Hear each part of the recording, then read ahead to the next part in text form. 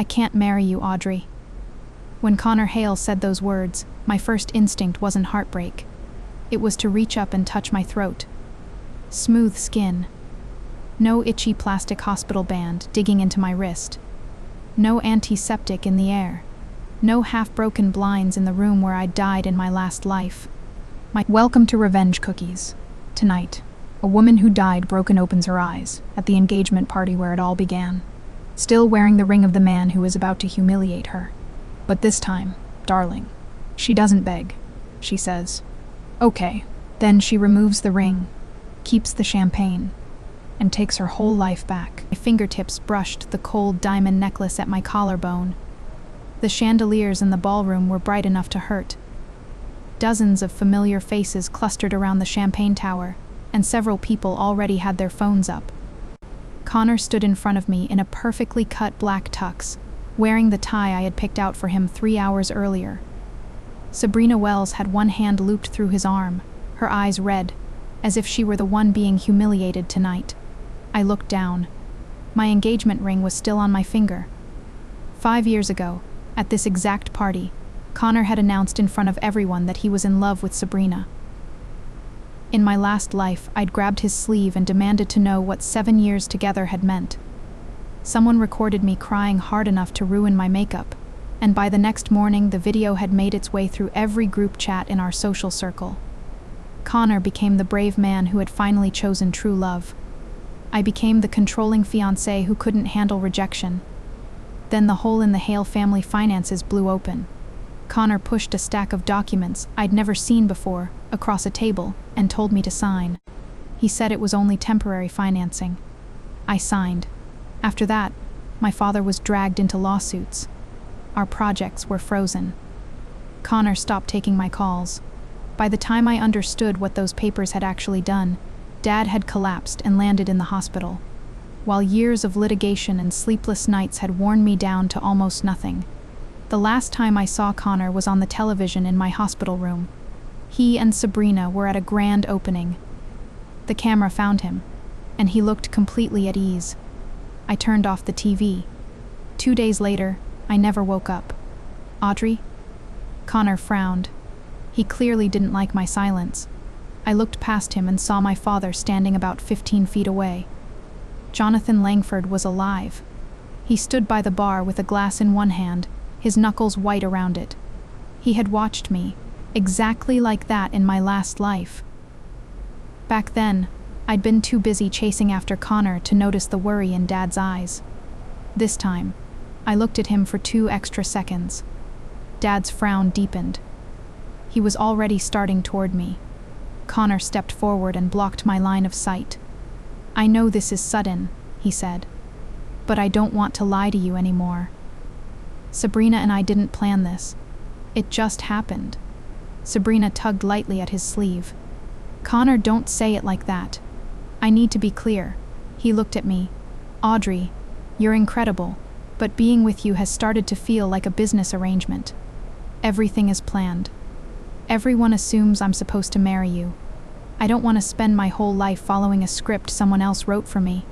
This was where I had started crying the first time. This time, I pressed my thumb against the ring.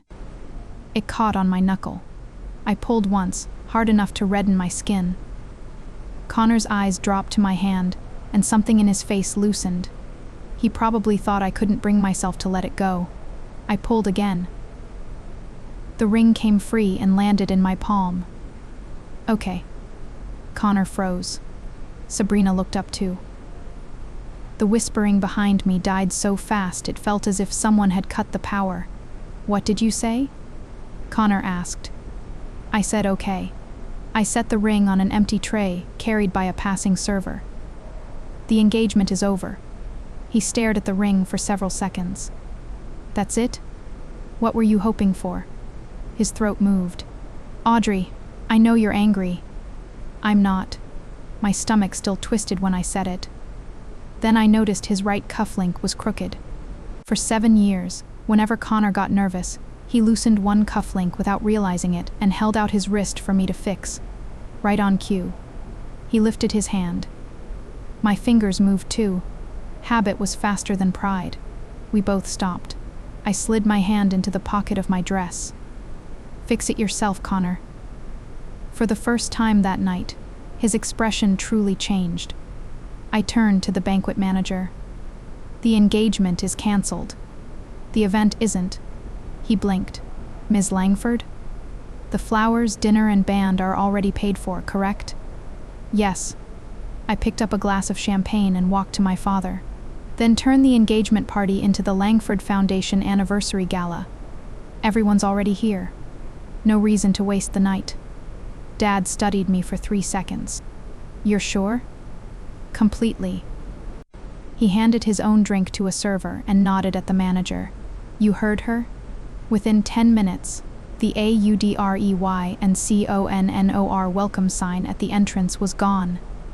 Our engagement photos disappeared from the screens and were replaced by highlights from the Foundation's projects over the past year.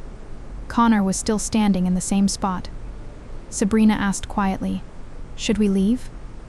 He didn't answer. Dad held out a hand to me. Before I could take it, Sabrina passed us, then stopped.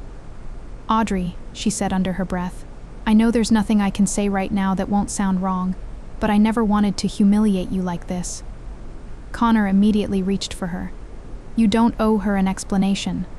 I looked at him once. Sabrina didn't move. The stubborn set of her jaw looked real. "I just don't want her thinking I planned tonight." "I don't," I said. She blinked. "You made your choice." I set my champagne on a passing tray. "I'll make mine." Connor's jaw tightened. Sabrina started to say something else, but he put an arm around her shoulders and steered her toward the exit. Halfway there, Connor looked back at me. "Don't do anything impulsive tonight." I almost laughed. "You just ended our engagement in front of 200 people, and now you're warning me not to be impulsive?" Someone nearby failed to hold back a laugh. Connor's face went rigid. Dad held his hand out to me again. "One dance? You hate dancing." "I hate wasting money on a live band more." I laughed. The music started, and I put my hand in his. When he turned me, I caught Connor still watching from across the room. It wasn't guilt on his face. It was confusion. He was waiting for the Audrey he knew to come back. By the time we got home, it was after midnight. I walked into the kitchen and found Dad sitting at the island in his dress shirt, eating a piece of cake we'd brought home from the party. He looked up. "The chocolate is too sweet." I stopped in the doorway. In my last life, I hadn't made it to the hospital for his final birthday. Dad put down his fork. "Audrey?" I crossed the room and hugged him. I moved so fast he nearly dropped his plate. "Don't move," I said. He froze with both hands in the air. I was just going to put down the fork. "Give me a second." "All right." His hands slowly settled against my back, and he patted me twice. He didn't ask why. I buried my face against his shoulder for a few seconds, breathing in the faint coffee smell on his shirt before I finally let go. Dad looked at my red eyes and pretended not to notice. He just pushed the other slice of cake toward me. "This one's lemon." I sat down and picked up a fork. Connor picked the chocolate. Dad immediately shoved the chocolate slice to the far end of the island. "Then I like it even less." I had just started laughing when my phone vibrated against the countertop. "Connor." I declined the call. A minute later, it rang again. Declined. The third time, I put the phone on silent. The next morning, I woke up to 15 missed calls. His last text had come in at 4:12 a.m. "Audrey, the beach house code isn't working." I stared at the screen and slowly sat up. Dad walked past the kitchen doorway with a mug of coffee, glanced at my phone and kept going. "Of course it isn't." I looked up. He took a sip. "I changed it last night." "Dad." "What?" He looked perfectly innocent. "You canceled the wedding." He turned toward the stairs. I canceled his access. I looked at Connor's message and finally laughed out loud. Afterward, I took the engagement ring out of my purse and dropped it into the plain glass catch-all bowl in the kitchen. Dad glanced at it. "The safe is upstairs." "I know." "And you're putting that here?" For now. He didn't ask again. Eventually, the bowl collected 2 spare keys, a handful of coins, and a grocery rewards card. The ring sat among them, and suddenly looked strangely ordinary for something that had once seemed capable of deciding my entire life. Connor called again at 7:03 a.m. I was sitting in the kitchen with toast between my teeth and a stack of design drawings in front of me that I hadn't touched in 5 years. On the 3rd vibration, I answered. "You finally picked up." Morning. Wind rushed over the line, followed by the slam of a car door. "What's going on with the beach house?" "The code changed." "I know it changed." "Why?" I turned a page of the old plans. "Because that house belongs to the Langford Coastal Trust." Silence for 1 beat. "You never cared about that stuff before." "I do now. I only brought Sabrina here for a few days." I took the toast out of my mouth. "Then you really should have booked a hotel." "Audrey," his voice dropped. "This is childish." Dad looked up from behind his newspaper. I put the call on speaker. "Sorry, what was that?" Connor clearly had no idea he had an audience. "I said you don't have to turn everything into a punishment just because I ended the engagement." Dad slowly folded his newspaper. I shook my head at him, warning him not to say a word. "Connor, that house belongs to my family." "I know. Our engagement is over." "So?" "So you don't get to bring your new girlfriend to your ex-fiancé's beach house." The kitchen went so quiet I could hear the coffee maker dripping. Dad lowered his head and pressed a fist to his mouth. He was laughing. Connor's breathing turned heavier. "You're doing this to embarrass me. Where are you right now?" "Outside the house." "Then stop being outside the house." I hung up. Dad finally burst out laughing. "I tried," he said. "No, you absolutely did not." He pointed at the plans spread across the island. "Is that the old hotel project?" I looked down. 5 years ago, I'd wanted to turn an abandoned downtown building into a 60-room boutique hotel. A rooftop garden. A small library lounge. An open kitchen. I had even sketched the door handles for the guest rooms. Then Connor told me that once we were married, I'd be working on much bigger Hale Group developments. There was no reason to waste my time on something small, so I locked the plans in a drawer. In my last life, they stayed there forever. "I want to bring it back," I said. Dad set down his coffee. "Then bring it back." I flipped to the last page. An old sticky note was still tucked inside, written in my handwriting from 5 years ago. "No penthouse suite. Keep the top floor for everyone." Connor had laughed when he saw it. "The most expensive square footage should always go to the highest paying guest," he'd said.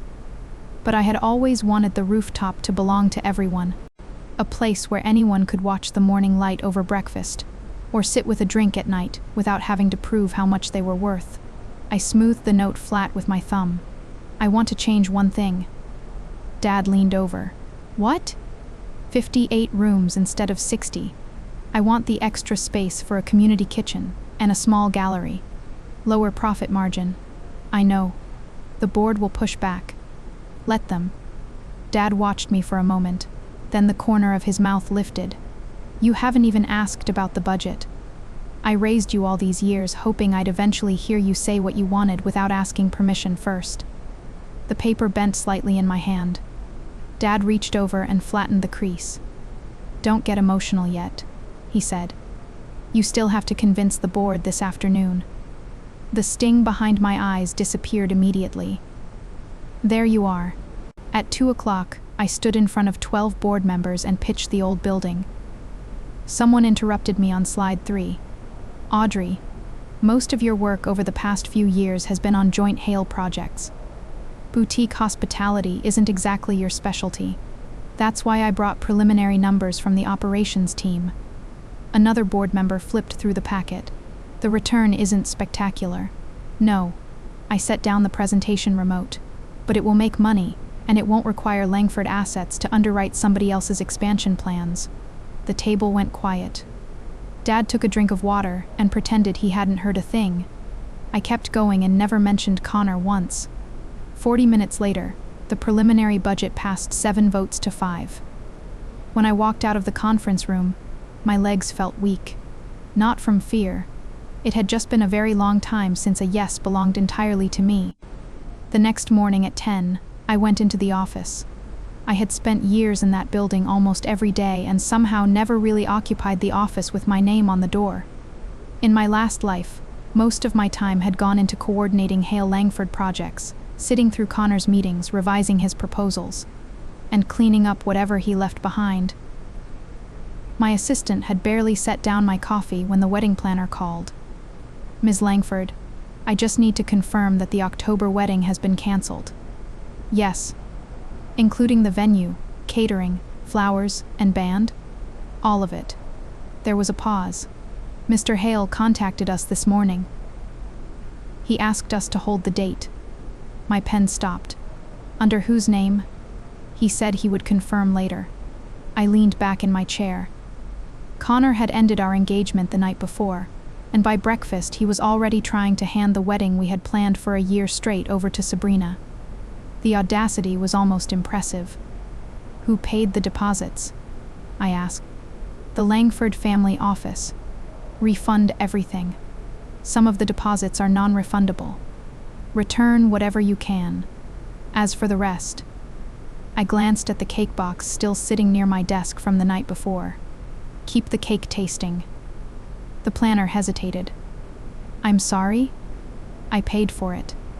Less than 30 minutes after I hung up, Connor stormed into my office. My assistant hurried in behind him. "Miss Langford." I tried to stop him. "It's fine." Connor shut the door. "You canceled the venue?" "My wedding was canceled. The date is still available." "So?" He stared at me as if he couldn't believe I was making him say it. "Sabrina and I might use it." I set down my pen.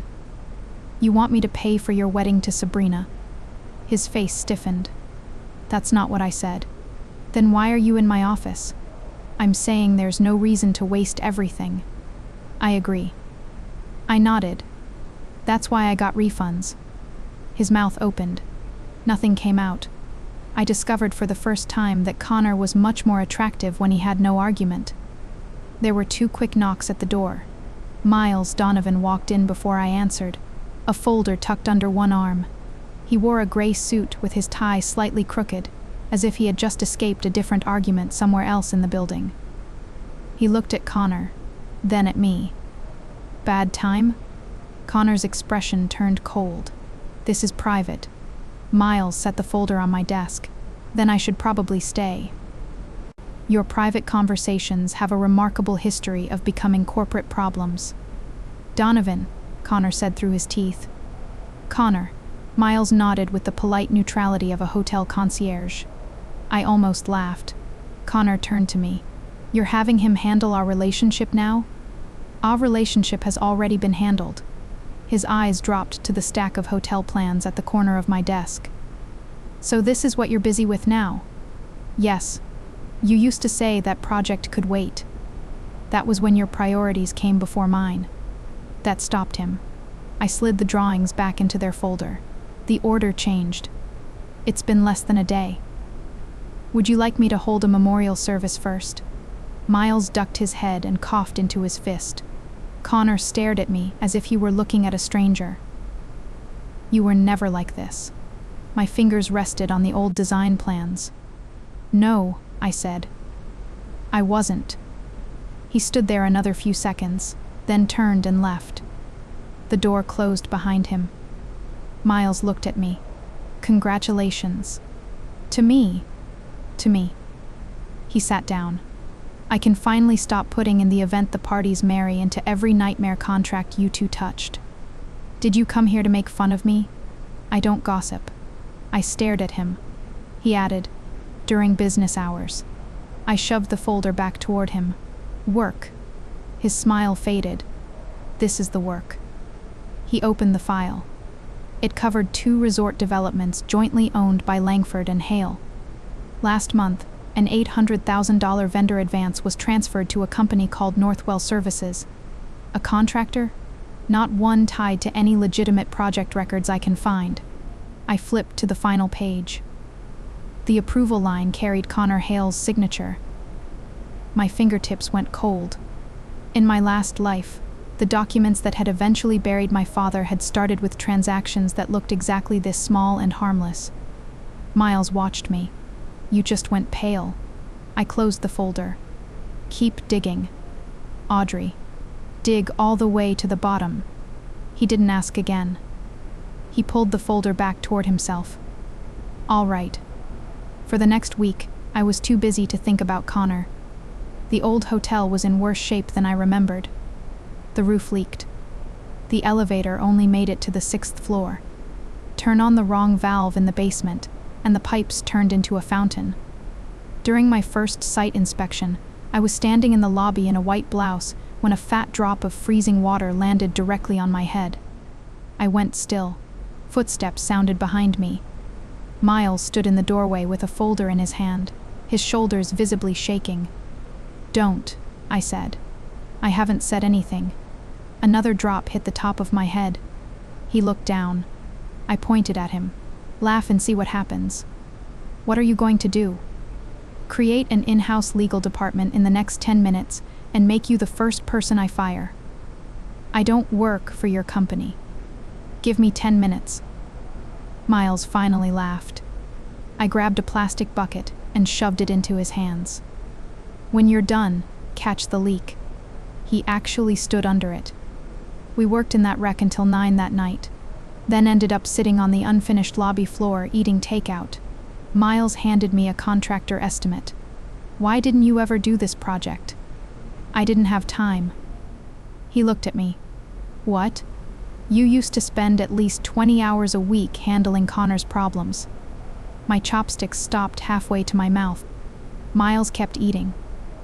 I told you years ago. You're annoyingly smart, right up until Connor walks into the room.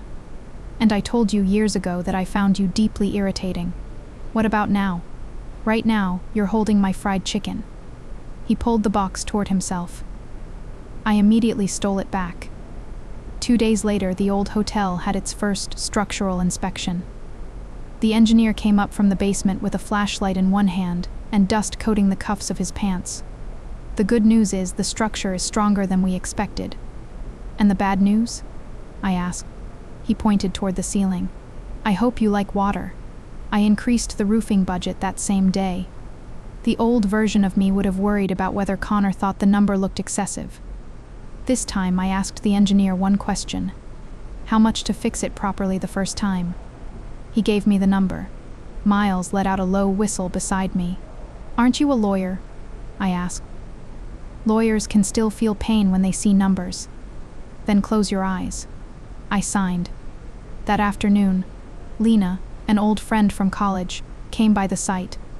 She stood in the middle of the drop cloths, stared at the white dust still caught in my hair, and laughed for a solid 30 seconds. I haven't seen you like this in 5 years. Like what? Busy with your own life. I looked down and fastened my hard hat. Lena didn't press. She just handed me an iced coffee. I didn't see Connor's 3 messages until I got back to the office that evening. The first. Are you free tonight? The second. We should talk before this gets out of hand. The third came 2 hours later. I heard you're renovating that old building again. I stared at the third message for a moment and left it unanswered.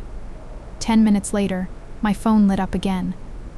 Connor, you always hated unfinished things. I turned the phone face down on my desk. That night, I was looking for a jacket in my dressing room when I opened the back closet and found my wedding dress still hanging there. My name was printed on the white garment bag. I stood there for a few seconds, then unzipped it halfway. The hand-sewn beads along the skirt caught the light. In my last life, I had gone through 4 fittings for that dress. Connor hadn't come to a single one. He was always busy.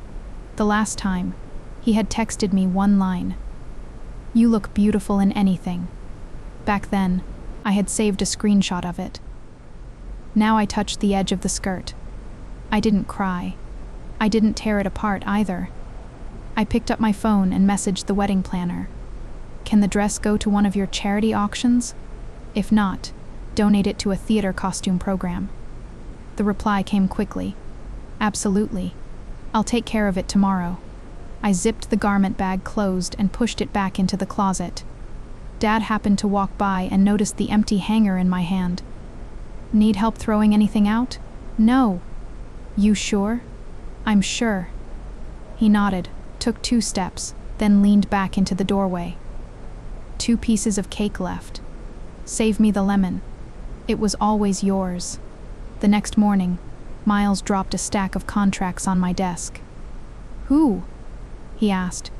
An old project that's already over. He glanced at my phone. Doesn't look like the project got the memo. I smacked the back of his hand with a folder. That afternoon, I posted the hotel's full renovation schedule to the project group for the first time. Messages flooded in one after another. Someone asked about the budget. Someone else asked about fire inspections. Then someone sent a photo of a pipe that had burst in the basement. I stared at the picture and laughed for half a minute before telling them to get a repair crew down there immediately. By the time evening came, I realized Connor hadn't messaged me once all day. The strange part was that I hadn't been waiting for him to. The following night, I had a private charity dinner to attend. Dad had told me to go without him. I reached the entrance and found Miles there instead. Are you following me? Jonathan invited me. Why would my father invite you? Maybe he likes me. I'll speak to him about that. Miles put out a hand to stop a server from nearly backing into me. As I walked past him, I caught sight of Connor on the other side of the ballroom. He had come with Sabrina. Connor's suit was as immaculate as ever, but the 2 assistants who usually hovered around him were nowhere to be seen. Sabrina wore a silver-gray gown. She looked beautiful and tense. She greeted several people. They answered politely, then turned back to their own conversations almost immediately. At events like this, Connor used to pull me straight into the center of the room. Audrey knows everyone, he would say. Then I would keep people at the table who otherwise would have walked right past him. Tonight, no one was doing that for him. I was talking to a hotel supplier about the new project when someone lightly touched my shoulder. Connor. Can we talk? Now? He glanced toward Miles. 2 minutes. I followed him out to the terrace. The door had barely shut before he said, What's going on with you and Donovan? For a second, I thought I had heard him wrong. What? You've been together constantly. We're working. He never used to come to things like this. Then ask him. Connor lowered his voice. You don't have to do this. Do what? Make sure I see it. I stared at him for 2 seconds, then started laughing. Not to mock him. I genuinely couldn't help it. His face darkened. Is that funny? You really think I'm organizing my work, my events, and my social life around getting a reaction out of you? He said nothing. I checked the time. Your 2 minutes are up. Audrey. He caught the door handle before I could open it. I know you're angry right now. When you calm down, we can talk again. About what? Us. I looked at him. I knew that face too well. The year we graduated from college, he had cornered me at the airport and said we had spent too long doing long distance. We might as well get engaged. He had worn the same expression then, as if all he had to do was speak seriously enough and I would say yes. Connor, we're over. 7 years doesn't disappear overnight. No, I said with a small nod. It took me 2 lifetimes. He frowned. What? Nothing. I opened the door. Miles was standing a short distance away talking to someone. When he saw me come back in, he only raised one eyebrow. Connor followed me inside just as Sabrina approached. Her eyes moved from me to Connor. What were you talking about? Nothing, Connor said too quickly. Sabrina's smile faded. I didn't stay to watch them argue, but by the time I reached the other end of the ballroom, Lena intercepted me. What did he drag you outside for? He wanted to know what was going on between me and Miles. Lena nearly spit out her champagne. Connor Hale? MMHM. The Connor Hale who ended your engagement in public 1 week ago? Do you know another one here tonight?" She stared toward the terrace for 2 seconds. Men possess a truly fascinating kind of confidence. They can leave you, but apparently you're supposed to remain exactly where they left you. I tapped my glass against hers. Don't generalize half the planet. Fine. I'm generalizing one man. Laughing, I pulled her over to meet the interior designer for the hotel. 10 minutes later, I was already arguing with him about whether the original brick walls in the lobby should stay exposed. When I finally looked back, Connor was gone from where I had last seen him. That was when it hit me. I had actually forgotten to look for him. That night, I had just gotten into bed after a shower, when my phone rang. Unknown number. I answered. "Audrey Langford?" The woman on the other end sounded tense. "Yes, it's Sabrina." I sat up. She skipped the small talk. "Are you free tomorrow afternoon?" "Why?" I heard paper hit a tabletop on her end. "Because I have a bill in front of me," she said. "Connor told me the Hale family paid it." She paused. "But the payment account belongs to your company." Sabrina chose a small cafe well away from both of our offices. When I arrived, she was already sitting in a corner. Her coffee was untouched. She pushed a printed invoice across the table. It was for a pair of custom earrings. The price wasn't outrageous. The account that paid for them was Langford Hale Hospitality Development LLC, the operating account for our joint projects. "Connor gave these to you?" I asked. Sabrina nodded. "He told me he paid for them himself." I kept reading. The reimbursement description said, "VIP client retention." A laugh escaped me. Sabrina's expression tightened. "What's funny?" "Nothing. I just didn't realize jewelry for your girlfriend counted as client retention." She stared at me for several seconds. Then, unexpectedly, she laughed too. Only once. Then it was gone. "He told me you controlled all his finances. He told me you never asked about money." Her fingers tightened around the coffee cup. "He also told me the beach house belonged to the Hales. Langford. The wedding venue. Paid for by Langford. The car he drove all last year. Company lease." Sabrina closed her eyes. "Jesus." I said nothing. She opened them again. "You must think I'm an idiot." "I don't. You should. I believed him for 7 years." She looked at me. "He told me your relationship had been over for a long time." I lifted my coffee. "Since when?" "Last November." My hand stopped halfway to my mouth. Last November, Connor had gone wedding venue shopping with me. That night he had fallen asleep on my couch, and I had covered him with a blanket. Sabrina watched my face and lowered her voice. "I didn't know." "You do now." "That's not an apology. I didn't say I forgave you." She nodded. Silence settled between us for a moment. A server came over and asked if we wanted anything to eat. Sabrina said no. The second he walked away, she reached out and grabbed the menu again. "Actually, I'm eating." I looked up. "I haven't had anything since last night," she said. "He keeps calling me. Connor and his mother." "Mrs. Hale called you." Sabrina gave a humorless little smile. She asked whether I knew from the beginning who actually owned the beach house.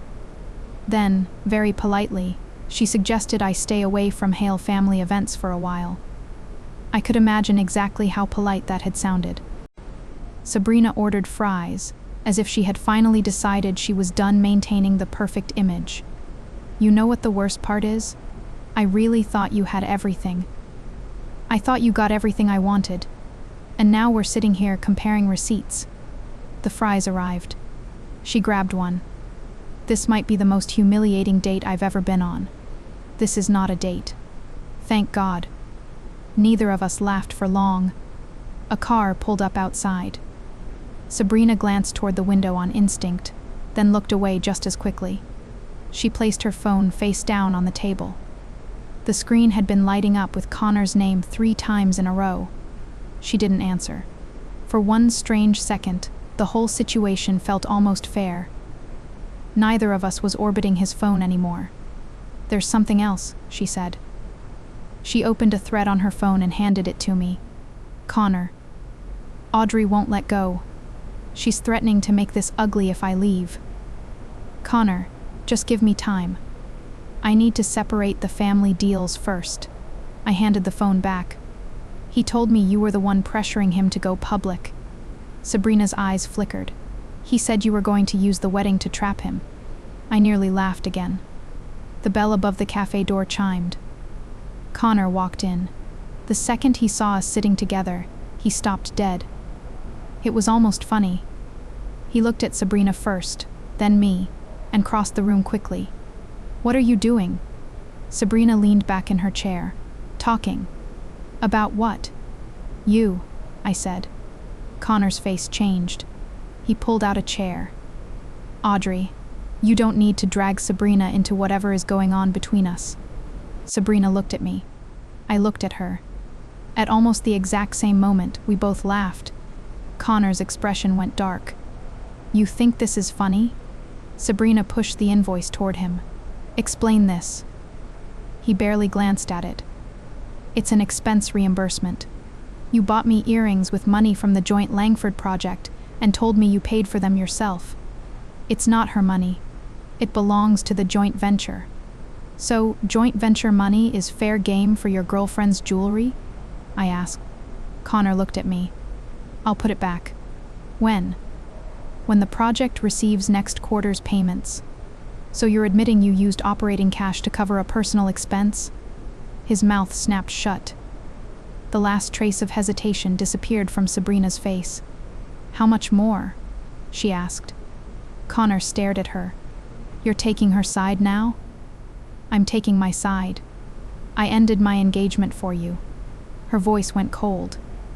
"You ended your engagement for yourself. Don't put that bill on me too." Connor turned toward me, as if I were the one direction he still knew how to control. "Are you happy now?"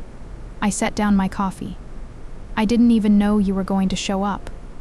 You keep making everything uglier. Connor, you took the money, lied about it, tracked us down at a cafe, and now you're blaming me because the scene looks bad?" His jaw tightened. I stood. "Audrey," Sabrina said suddenly. I turned back. "I'm not going to pretend I did nothing wrong," she said. "I knew he was engaged. I believed him when he said you two were already over. I wanted to win, so there were things I chose not to look at too closely." Connor's face hardened. "You don't need to apologize to her." "Shut up." It was the first time Sabrina had raised her voice at him. The cafe got noticeably quieter. She took a breath and looked at me again. "But I'm not taking all the blame for him." I nodded. "Then don't." I picked up my bag. "I have a meeting." Connor stood too. "Audrey, we need to talk." "We just did." "Not about the money." I stopped. His voice dropped. "We can fix this." Sabrina slowly lifted her head. I stared at him. "What?" "If you stop all of this, if Langford and Hale go back to working together, we can reconsider the engagement." Sabrina's face went white. For one full second, I forgot to breathe. Not because I was moved, because I genuinely couldn't believe what I was hearing. "You're saying this in front of her?" I asked. Connor looked as if he had only just remembered Sabrina was still sitting there. "That's not what I meant." Sabrina stood and grabbed her bag. "You'd better figure out what you meant. Fast." She walked out. Connor started after her. "Connor." He turned. "You still think marrying me is something you can offer in a negotiation?" His face froze. "Don't you?" I asked quietly. "You still think all you have to do is say you'll come back, and I'm supposed to be grateful?" His lips parted. I picked up the invoice. "There is no us." I left the cafe and went straight to the office. Miles was already waiting in the conference room. There were 3 new folders on the table. I tossed Sabrina's invoice toward him. "You're going to enjoy this." He read it and looked up. "I don't enjoy any part of this. You look pretty pleased with yourself." "That's because I found something bigger." He opened the top folder. Over the previous year, Northwell Services had received nearly $4 million from the joint projects. The money had never entered any normal vendor pipeline. Most of it had been redirected into a new Hale resort development that was already losing money. I turned the pages one by one. The last page carried Connor's electronic authorization. The date was 3 months before my father had received the first legal notice in my previous life. I stared at the numbers, and my breath caught. The glass walls of the conference room suddenly seemed too bright. For a second, all I could see were the harsh white lights in the hospital corridor from my last life. I grabbed the edge of the table. Miles stood immediately, then stopped 1 step away from me. "Do you want to stop?" I didn't answer. I went to the restroom instead. The moment the door closed, I braced both hands against the sink and bowed my head. I turned the cold water all the way on until the noise swallowed the sounds from the office outside. My face in the mirror looked almost colorless. I held my wrist under the water. That was where the plastic hospital band had been. I shut the faucet off hard. No one knocked. 2 minutes later, I stepped into the hallway. A bottle of water was sitting on the floor outside. Miles stood farther down the corridor on a phone call with his back to me. I picked up the bottle. He waited until he ended the call before turning around. He didn't ask whether I had cried. He didn't even look directly at my eyes. "I pushed the meeting back 30 minutes, he said. "I didn't ask you to." "I know." "Then why?" "Because if you walk in looking like that, you're going to terrify the contractors, and we still need them to give us a quote." I glared at him.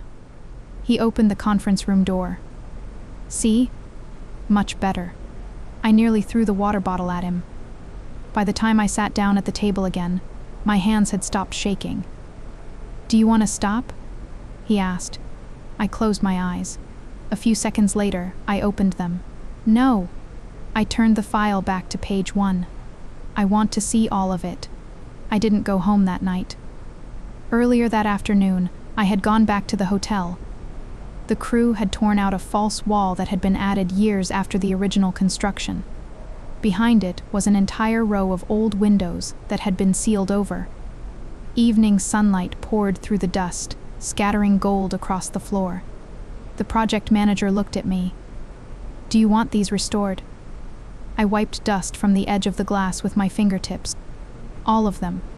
It'll add to the cost." "Do it." My phone kept vibrating in my bag. Connor. The Hale office. A lawyer's number I didn't recognize. I ignored all of them. Then Miles arrived at the site and handed me a printout. "There's more from the Northwell accounts." I read it, took off my hard hat, and turned toward the exit. Back to the office. Miles glanced at my hand. "You're shaking." "I'm cold." "It's 78 degrees. I glared at him. He held out his jacket. "Then pretend I didn't check the temperature." I walked past without taking it. 2 steps later, I doubled back and pulled it from his hand. "Don't read into this." I didn't say anything. "Your face did."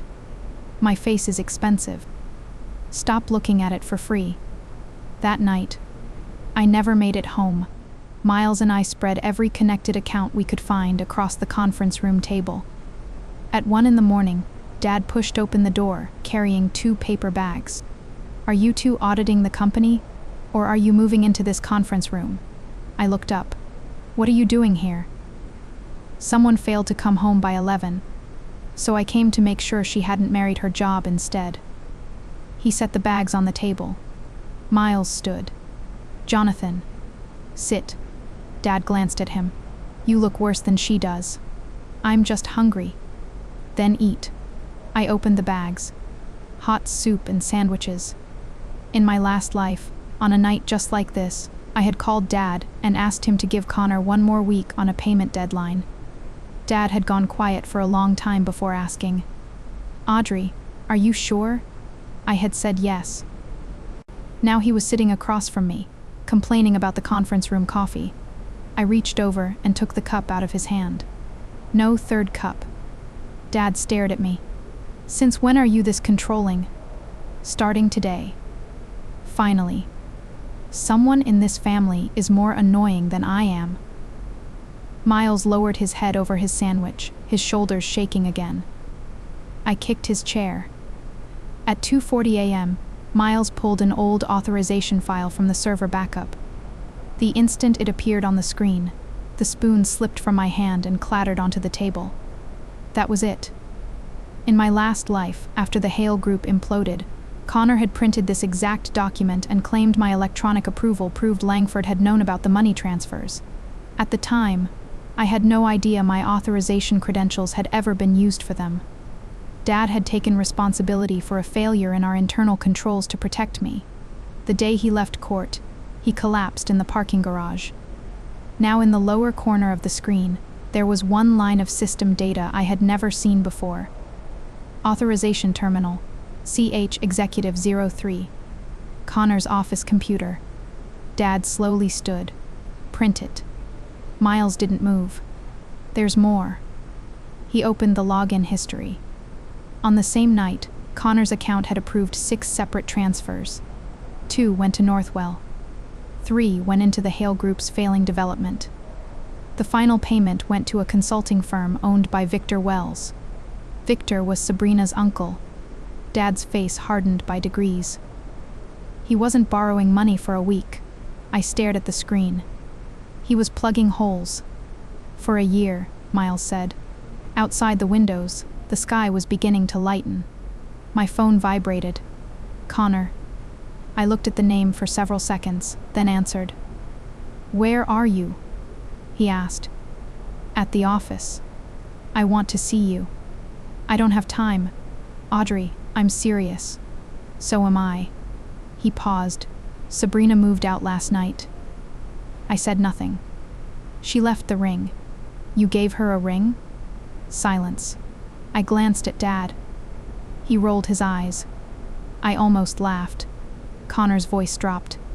"I messed everything up." "Yes. We weren't always like this." I held the phone and slowly ran my thumb along the edge of the table. "You used to wait for me outside my office," he said. "Do you remember? The year we graduated. I couldn't afford the restaurant I wanted, so we ate burgers in the car. We had nothing then, and you were still happy." I remembered. It had been snowing. Connor turned the heat all the way up, and we balanced paper bags on our knees. He gave me the last fry and told me that one day everyone would envy the life he gave me. That version of him had been real. He had simply grown more and more desperate for everyone to believe he could have that life without me. "I remember," I said. His breathing eased. "Then there's still a chance for us." I looked at the authorization log glowing on the screen. "Connor, you used money from my project accounts to cover your losses." The line went completely silent. "How do you know?" Those 4 words came faster than any denial could have. Dad looked up. Miles stopped typing. "So, it's true," I said. "Audrey, let me explain." "Answer one question first. Why did my authorization credentials show up on a terminal in your office?" No answer. My grip tightened around the phone. "Connor, you gave me the verification code before." Cold crawled down my back. Then I remembered. 2 years earlier, I had been at the airport when one of our joint projects needed an emergency vendor approval. My connection kept dropping. Connor said he would handle it for me, so I walked him through the one-time verification process. It had never occurred to me that he might keep a way back in. "How many times did you use it?" "It's not what you think." "How many times?" He didn't answer. Dad walked to the window and turned his back to me. Miles's hands went still above the keyboard. For one sharp second, I wanted to throw the phone across the room. Instead, I pressed my free hand flat against the table. "Go ahead," I said. "Explain it." It was temporary financing. As soon as Hale's new development started producing cash, I was going to replace every dollar. Victor said it was the safest way to do it. With my authorization, I never meant to hurt you. Then who exactly were you planning to hurt? He said nothing. I closed my eyes and opened them again. "You said the same thing in my last life." "What?" "Nothing." I ended the call. Dad was already picking up his coat. Dad. He turned. If I hadn't always defended Connor before, would you have found this sooner? Dad was quiet for a few seconds. Maybe. My fingers curled into my palm. He came back, draped his coat over the chair, and looked directly at me. But listen to me carefully. Someone. Taking advantage of your trust is his choice. Trusting someone you loved does not make you responsible for what he chose to do with it. I looked up. Dad reached over and flicked my forehead. That said, you are never giving anyone a verification code again, including any future boyfriend. Miles raised one hand.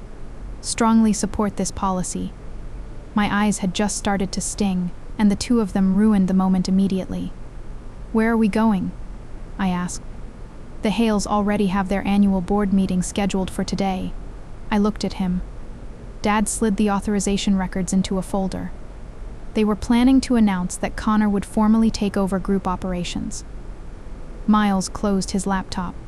I stood. Dad watched me. You don't have to go. I picked up my coat. As I straightened the documents into a neat stack, Dad suddenly put one hand over the top page. You don't have to prove you're stronger than you were last time. I stopped. I know. Do you? I pulled the file free and put it into my bag. I just want to see this end with my own eyes. Dad nodded. Then I'm coming with you. My throat tightened. I looked down at my bag and missed the zipper twice before closing it. I'm going. Miles picked up the car keys. I'll drive. I can drive. You slept 2 hours. Dad was already at the door. Without turning around, he said, let him drive. If you wreck my car right now, I'm going to worry about the car first. I glared at his back. Miles lowered his voice. That's paternal love. I shoved the folder into his arms. Drive, counselor. In the elevator, I caught my reflection and saw faint shadows under my eyes.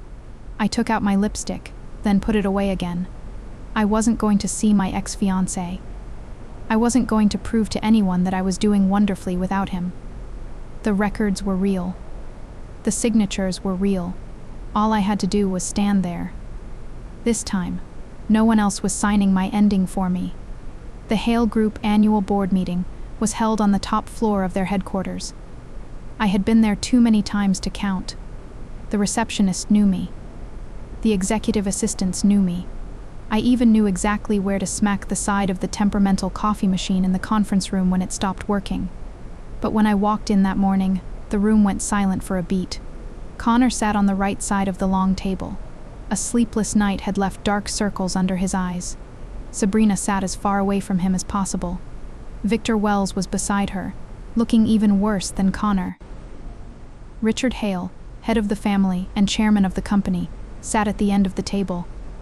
When he saw Dad, his first words were, "Jonathan, I thought this was an internal meeting." Dad placed the folder on the table. It was. Miles pulled out the chair beside me. Connor saw the gesture, and his mouth tightened. I sat down. Richard got straight to the point.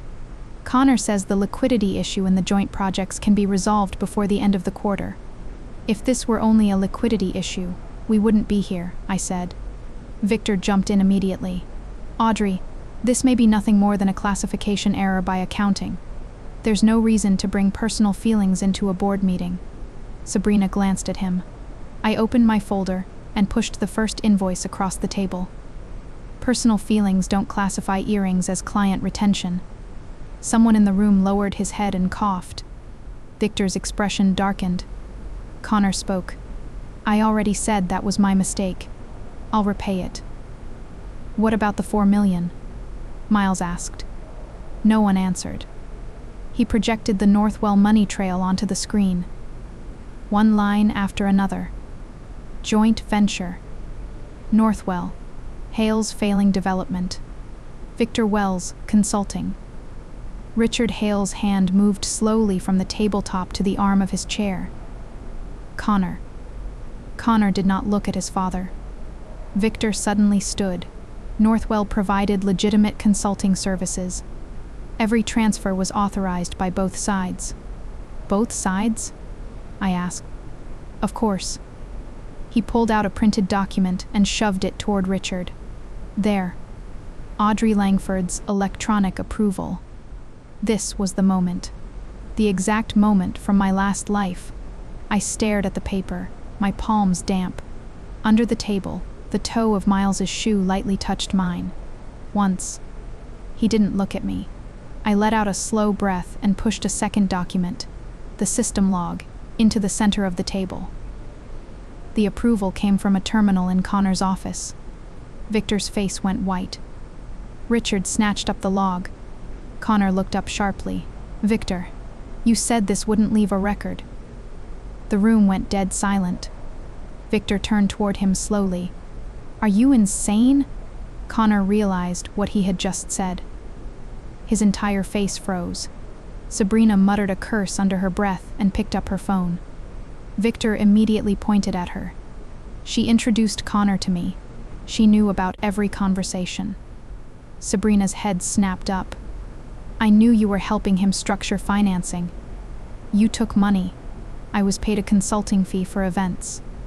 By Northwell. Her face changed. Connor stared at her. You said you didn't know. Sabrina dropped her phone onto the table. And what about you? You told me Northwell belonged to Hale. You told me Audrey had approved the financing structure months ago. When did I ever say that? December 23rd, 11:14 p.m. She opened the message. Connor's words were right there on the screen. Don't worry about Audrey.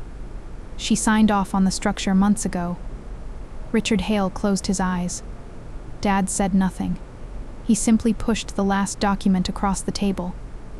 This is Langford's formal notice terminating financial support for the joint ventures. Connor shot to his feet. You can't pull out now. We can, Miles said. There's a termination clause for material financial misconduct.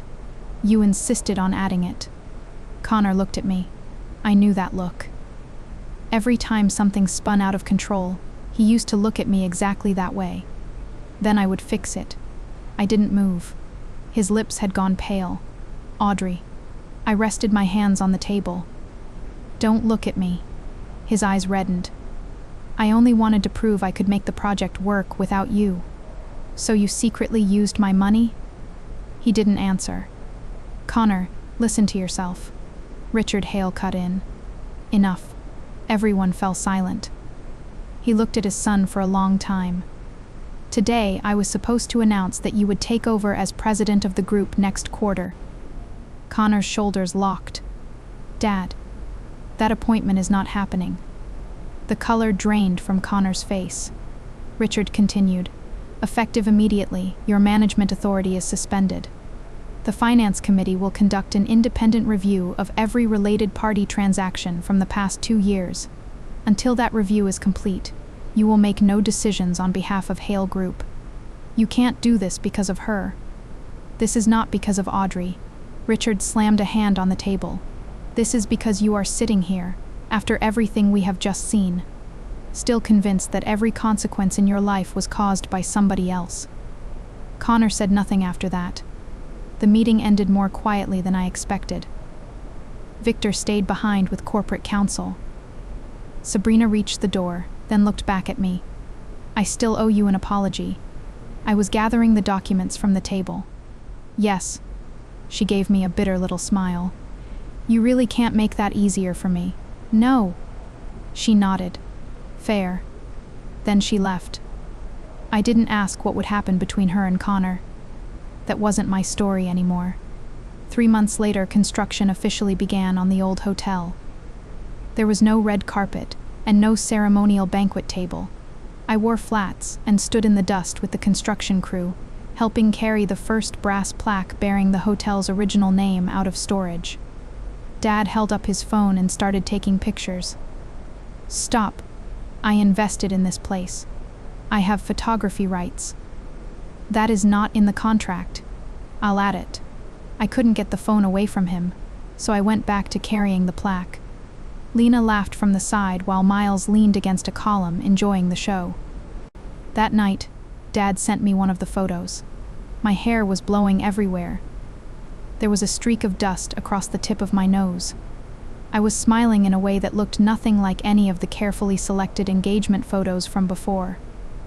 I made it my lock screen. Dad claimed every day that he wasn't interfering, then showed up at the site at least 3 times a week. Miles began appearing there with suspicious regularity too. Sometimes he brought contracts. Sometimes coffee. Once, he showed up with nothing at all.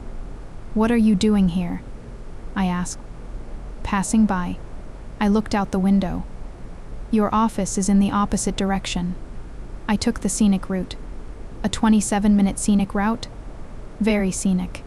I let him have it. The night, the first light fixture was installed in the hotel lobby. Connor was waiting outside. He had lost weight. He wore an ordinary jacket, with no driver and no assistant in sight. I stopped. "What do you need?" "I just wanted to see the place." He looked up at the building. "You showed me the plans once. You said it was too small." Connor smiled, but his eyes didn't. I said a lot of stupid things. I didn't answer. He looked at me. Sabrina left. "Victor's investigation is still going. My father only lets me handle 2 of the smallest projects now." "Okay. You're really not curious?" I heard. "From Miles?" "From my father." Connor looked down and nudged a small stone near his shoe. The old Connor never would have done that. He used to frown if he got a speck of mud on his shoes getting out of a car. "If I could go back to that night," he said. My fingers stilled on the strap of my bag. "I'd do it differently." I looked at him. "If I could go back, I wouldn't humiliate you in front of everyone. I'd tell Sabrina it was over. I'd put the money back. I did go back." Connor stopped. Over those months, for the first time, I hadn't checked whether he was seeing someone new. I hadn't asked where Sabrina went afterward either. My phone filled with pictures of the hotel instead. Demolished walls. Restored window frames. Dad at the construction site complaining that hard hats were ugly. Miles sneezing after inhaling too much dust. I still dreamed about my last life sometimes. Whenever I woke up, I went to the kitchen and looked for Dad's coffee mug. If it was still warm, I knew this day belonged to a different life. "What?" Connor asked. Wind came around the corner and rattled the plastic sheeting along the construction fence. I looked at him and said it slowly. I said I already went back. He clearly didn't understand. I didn't explain. "And then?" he asked. I smiled. "I still didn't choose you." Connor stayed where he was. I turned and walked into the hotel. The elevator doors were almost closed when a hand slipped between them. Miles squeezed inside, carrying 2 paper bags. "What did you bring this time?" "Dinner." "Working dinner?" "No." I looked at him. He looked back. The elevator began to rise. "Then what is it?" I asked. Miles considered the question. "I was going to call it a date." "Was?" "Now, it depends on whether you throw me out." I caught the smell of lemon dessert coming from one of the bags. "Who picked dessert?" "I did." "Chocolate?" "Didn't buy any." I nodded. "Then you still have a chance." The elevator doors opened onto the top floor. Beyond them was the newly finished rooftop terrace, with the city lights glowing in the distance. Miles held the elevator door for me. This time, no one else decided whether I stepped out or stayed where I was. I stepped out on my own. "Oh, Connor, you didn't just lose a fiancé. You lost your chief investor, your publicist, your emotional manager, and the only person still willing to hold your little empire together with her signature. Then you had the audacity to call her childish for changing the beach house code. Let's be clear, darling. You didn't end an engagement. You surrendered a kingdom because you were too proud to admit you'd been living on borrowed credit. You used her name to paper over your failures, her money to buy earrings for another woman, and her trust to sign documents you hoped would never see daylight. Then, when the house of cards began to wobble, you came back with that crooked cufflink and a half-hearted, "We can fix this," as if love were a contract you could renegotiate after burning down the original. Men like Connor don't want a partner. They want a sponsor who also applauds. They want someone to carry the weight, manage the mess, and still look grateful when he finally chooses someone else. But here's what he never understood the moment Audrey said, "Okay," instead of "please." The whole machinery of his life stopped being her responsibility. She wasn't revengeful. She was done. And done is the most dangerous thing a woman can become in the eyes of a man who built his identity on her devotion. Sabrina didn't steal a prize. She inherited a liability in a well-cut suit. Let her keep the receipts. Let Victor keep his excuses. Let the whole Hale family keep their silence while the walls come down. You don't need to fight for a seat at a table that's already sinking. You stand up, walk out, and build a better one somewhere else. Now, to the women listening, especially those who have ever loved a man into competence, your loyalty was never the problem. Your willingness to trust wasn't a weakness. But when someone treats your generosity as collateral, your silence as permission, and your love as a line of credit that never needs repaying, you don't owe them one more signature. You reclaim your name. You refuse the role of the woman who fixes everything. You become the one who leaves. The woman in the story has already taken back everything. And you, on the other side of the screen, are you ready to rewrite your script? May you dream well tonight. Tomorrow, be reborn from the ashes.